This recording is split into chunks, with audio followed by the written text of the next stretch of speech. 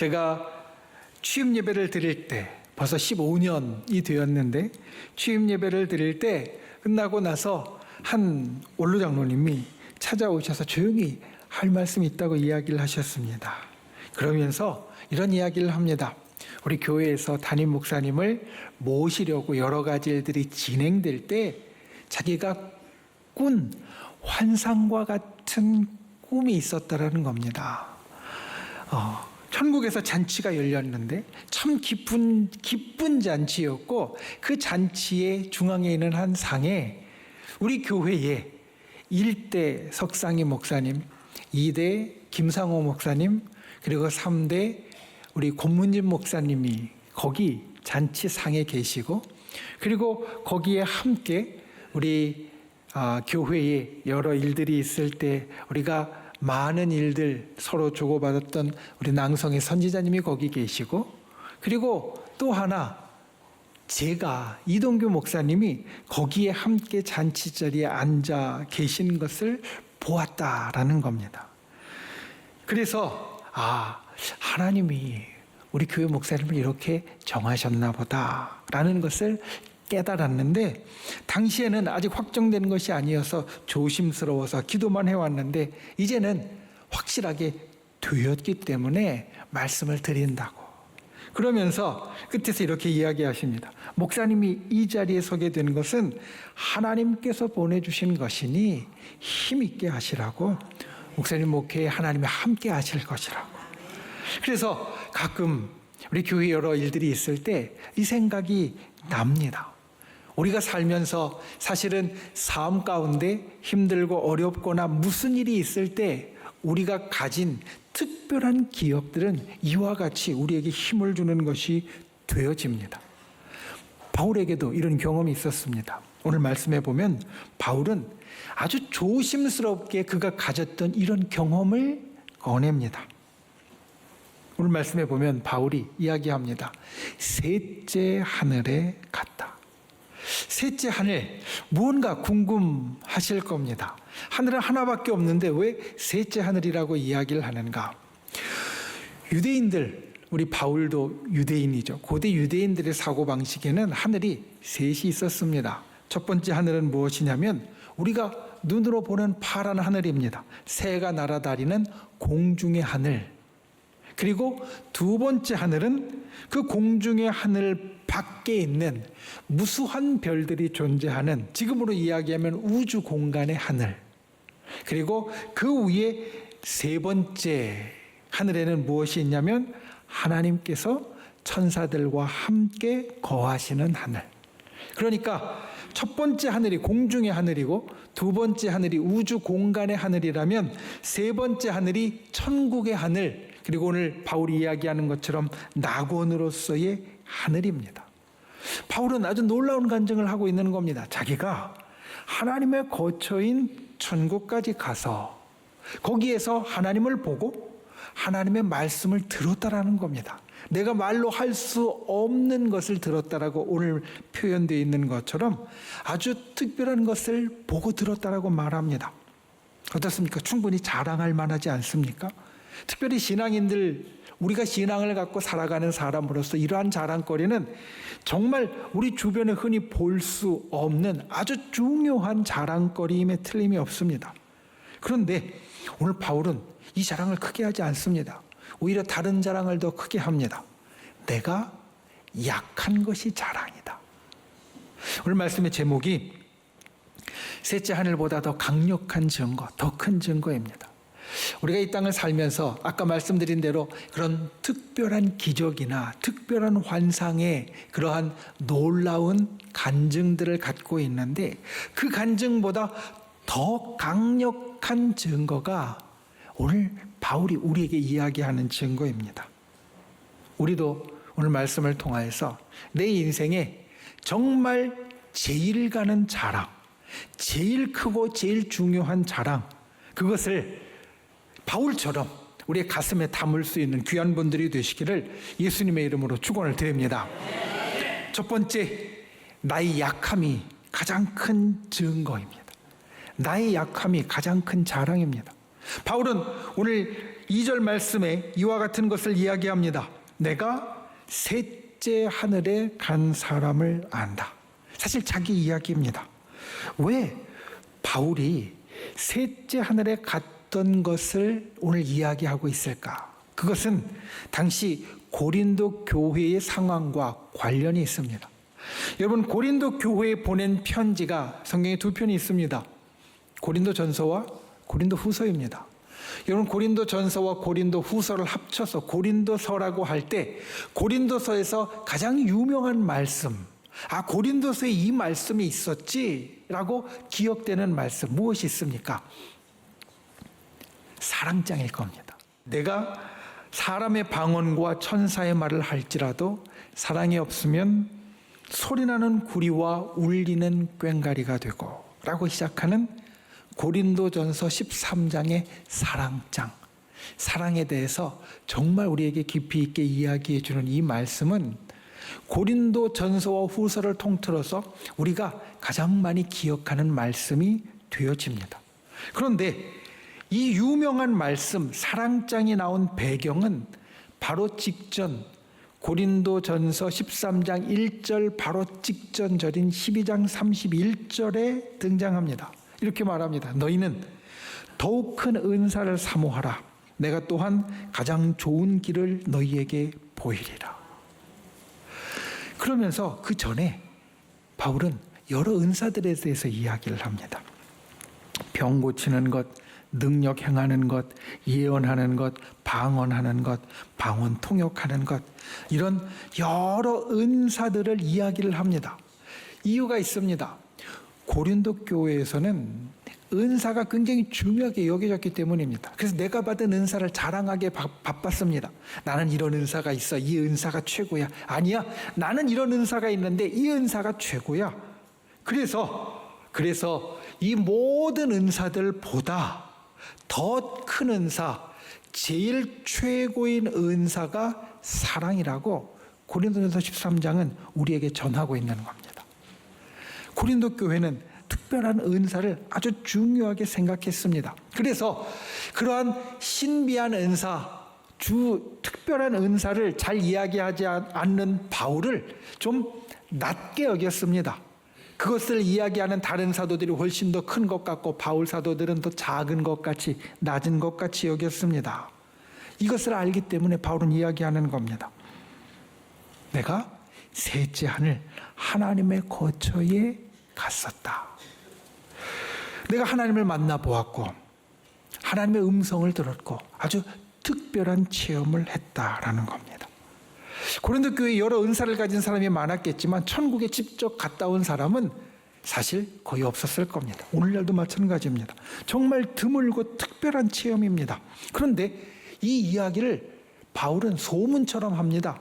왜냐하면 자기가 갔다 왔다, 내가 갔다 왔다라고 하지 않고요. 어떤 사람을 아노니 그 사람이 이렇게 했다라고 하더라. 바울은 이걸 소문같이 이야기합니다. 이유가 있습니다. 자기에게 있어서는 이것이 첫 번째 가는 자랑이 아니었기 때문입니다. 9절에 보면 이렇게 이야기합니다. 나는 나의 여러 약한 것들에 대하여 자랑할 것이다. 그러니까 내가 천국에 갔다 온 아주 그 특별한 기적, 신비한 체험도 내게 있어서는 첫 번째 자랑이 아니라는 겁니다. 내게 있어서 첫 번째 자랑, 내가 진짜 자랑하고 싶은 것은 그 특별한 체험이 아니라 바로 나의 약함이다. 그리고 이어서 이야기합니다. 내 능력이 약한 데서 온전하여짐이라.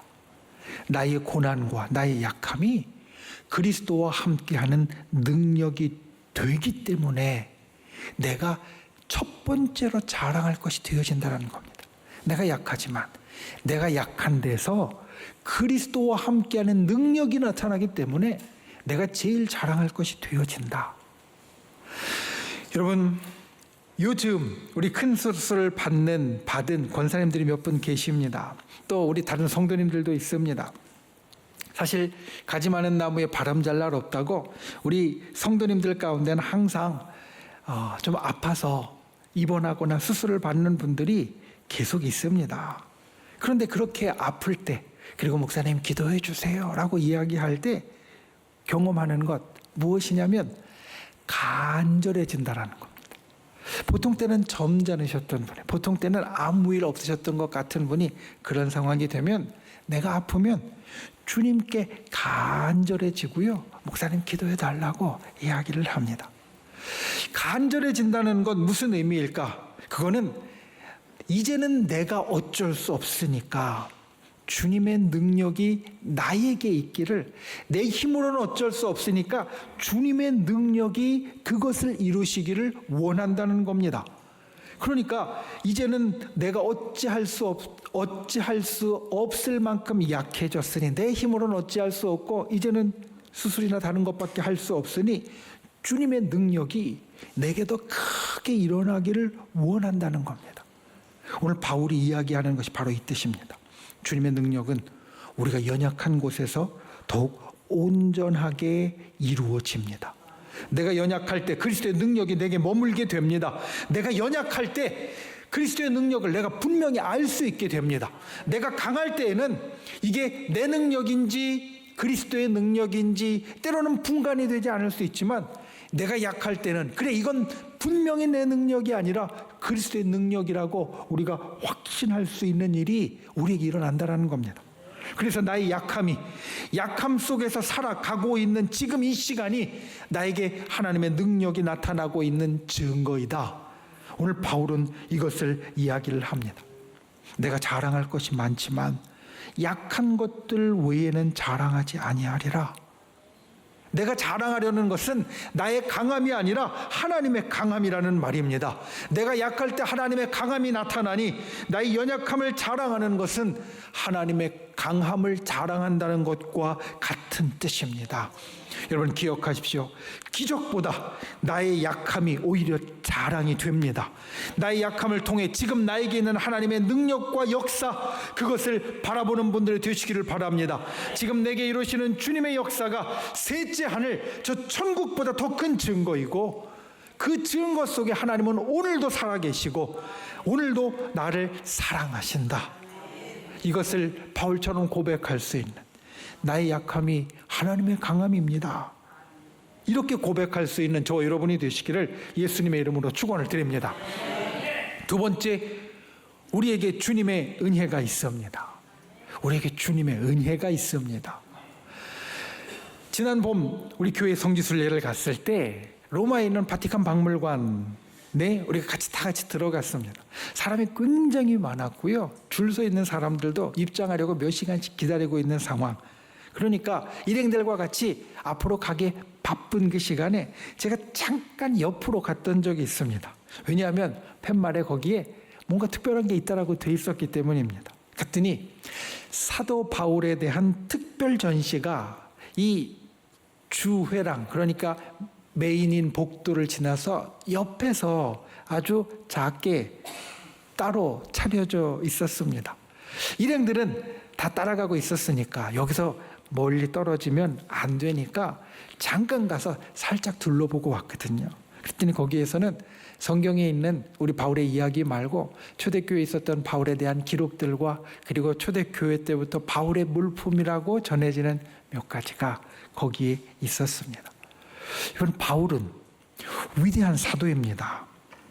성경을 읽는 우리에게는 이 바울이 위대한 사도라는 게 사실은 잘 와닿습니다. 예수님의 첫 번째 제자, 수제자인 베드로보다 신약성경을 읽다 보면 바울에 대해서 더 많이 이야기하는 듯한 느낌을 우리는 받습니다. 그러니까 바울이 진짜 위대한 사도라는 것을 성경을 읽다 보면 우리는 느끼게 됩니다. 그런데 오늘 위대한 사도인 바울이 우리에게 의외의 이야기를 전해줍니다. 7절 말씀해 보면 바울에게 육체의 가시가 있었다라는 겁니다. 그리고 이 육체의 가시는 굉장히 괴로운 것이었습니다. 바울이 이것을 사단의 사자라고 말합니다. 무엇이 바울에게 육체의 가시였을까? 성경에 있는 기록들을 보고 사람들은 여러 이야기를 합니다. 어떤 사람은 바울이 갖고 있는 육체의 병이 육체의 가시였을 것이다 라고 말합니다. 우리가 바울 서신을 읽다 보면 바울이 눈이 좋지 않다는 이야기가 있으니까 바울이 안지를 알았을 것이다 라고 이야기하는 분이 있고요. 또 입술이 둔하다라는 것을 통하여서 언어에 장애가 있었다라고 말하는 분도 있습니다. 또 어떤 사람은 바울이 갖고 있는 것이 정신적인 문제, 아주 중대한 문제였다라고 이야기하는 분도 있고, 또 어떤 사람은 바울이 갖고 있었던 영적인 짐이 자기가 가시로 여겼던 것이다라고 말합니다. 어떤 영적인 짐이었느냐? 이방에는 그리스도의 복음을 전하면서 많은 사람을 구원했는데 정작 자기의 친족들, 동족들인 유대인들은 구원하지 못하는 자기의 모습을 보면서 굉장히 마음의 짐이 되었다라는 겁니다. 그런데 오늘 말씀에서 사실 중요하게 볼 것은 바울의 가시가 무엇이냐에 있는 것이 아니라 바울이 가시를 말하는 이유가 무엇이냐에 있습니다. 이번 바울은 능력의 사도였습니다. 죽은 유두고도 살렸습니다. 그리고 바울이 가지고 있었던 어떤 물품을 가지고 다른 사람에게 얹기만 해도 병이 낫는 역사들이 있었습니다. 그런데 정작 바울은 자기 자신에게 있는 가시, 그 가시를 어떻게 하지 못하는 어려움이 있습니다. 바울과 같은 사도에게는 이게 결코 자랑스러운 이야기가 아닙니다. 내가 기도했는데 하나님이 응답 안 해주시더라. 보통 우리 신앙생활 하는 사람도 말하기 쉽지 않은데 이 위대한 사도인 바울에게 이 이야기는 절대 쉬운 이야기가 아닙니다. 하고 싶지 않은 이야기, 감추고 싶은 이야기일 겁니다. 그런데 바울의 이 이야기는 우리에게 전해지는 이유가 있습니다. 먼저 여기에서 고난은 영광에 이르는 고난이 아닙니다. 육체의 가시를 사탄의 사자로 이야기하는 것은 우리가 때로 고난을 받을 때 하나님께서 그 고난을 통하여 나를 연단하셔서 영광스럽게 만들어주는 그러한 영광의 고난은 아닙니다. 사탄의 사자라고 하면 하나님의 뜻에 어긋나는 현실입니다. 그런데 그 육체의 가시를 향해 하나님께서 이렇게 말씀하셨다는 겁니다. 내 은혜가 내게 족하다. 그 육체의 가시를 향해 내 은혜가 내게 족하다, 충분하다라고 이야기하셨다는 겁니다. 이 말씀을 보면서 이걸 느낍니다. 아, 그래, 이게 우리의 삶이었지. 여러분, 이게 우리 삶의 본질입니다. 가시를 갖고 사는 것. 이게 우리가 살아가는 현실입니다. 여러분, 우리가 살아가는 현실은 동화가 아닙니다. 소설도 아닙니다. 어떤 영화도 아닙니다.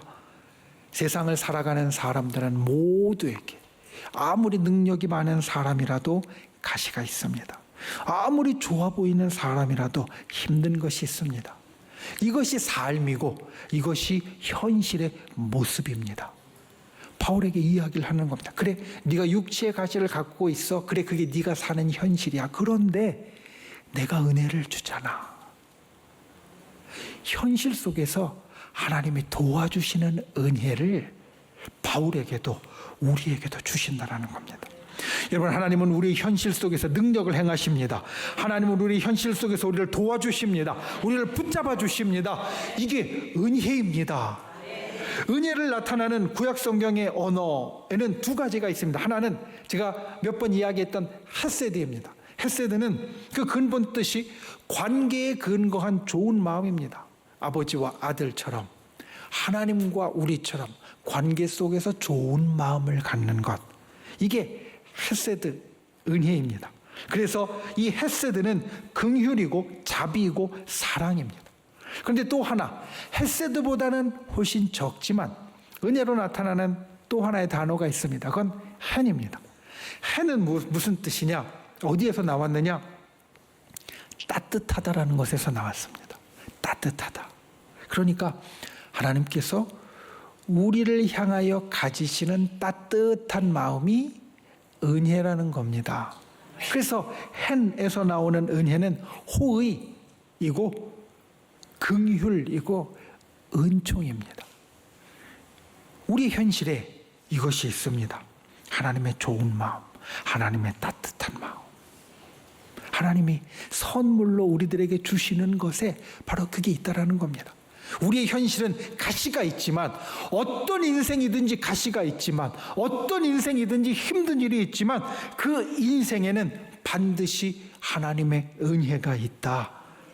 한계가 없는 은혜, 생명을 주는 은혜, 우리의 삶을 보듬어주는, 연약함을 보듬어주는 은혜가 있다라는 겁니다. 우리가 이 땅을 살면서 이것을 기억해야 합니다. 바울의 고백, 나의 무력함 속에 하나님의 은혜가 베풀어진다. 나의 정말 힘든 것 속에 하나님의 은혜가 현존합니다. 이것이 바울이 가시를 말하는 이유입니다.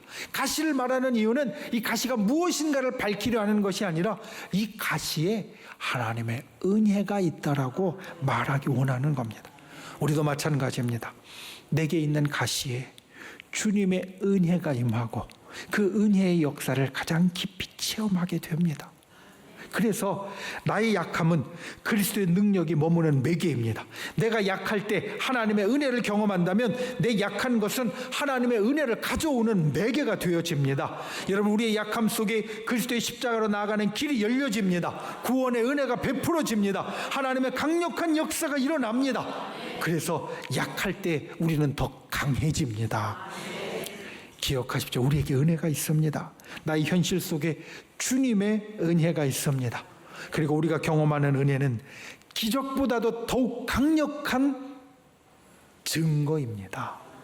이 은혜를 날마다 보고 이것을 우리의 가장 큰 증거로 삼는 저와 여러분이 되시기를 예수님의 이름으로 축원을 드립니다. 말씀을 맺습니다.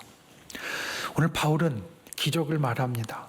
바울이 말하는 기적은 첫 번째, 셋째 하늘에 간 것이었습니다. 여러분, 기적은 무슨 뜻이냐면 순리를 벗어난 특별한 일을 말합니다. 그리고 이 순리를 벗어난 특별한 역사, 특별한 일을 우리는 사모합니다. 우리에게도 그런 일이 있으면 좋겠다라고 바랍니다. 그런데 잘 생각해 보십시오. 바울이 두 번째로 자랑하는 약함이 진짜 기적이 아닙니까? 여러분, 약함을 자랑하는 것, 약함은 그냥 약함이 아니기 때문입니다. 나의 약함 속에 하나님의 역사가 일어나고 나의 약함 속에 하나님의 능력이 베풀어집니다. 나의 약함이 더 이상 약함이 아니라 하나님의 능력이 됩니다. 그러면 이것이 우리에게 일어나는 날마다의 기적입니다. 셋째 하늘에 갔다 온 것은 한 번 일어난 사건이겠지만 하나님의 능력이 임하는 기적은 내가 날마다 경험하는 기적입니다. 내 육체의 가시를 내가 날마다 보는데, 그런데 그 가운데 하나님의 은혜가 있는 것도 날마다 본다면 그게 우리에게 있어서 진짜 큰 기적이고 진짜 큰 증거라는 겁니다. 이 진짜 기적을 자랑하는 분들이 되시기 바랍니다. 나의 약함이 가장 큰 증거이고 우리에게 주님의 은혜가 오늘도 있다. 이 고백이 바울의 고백일 뿐만 아니라 우리 모두의 고백이 되기를 예수님의 이름으로 축원을 드립니다.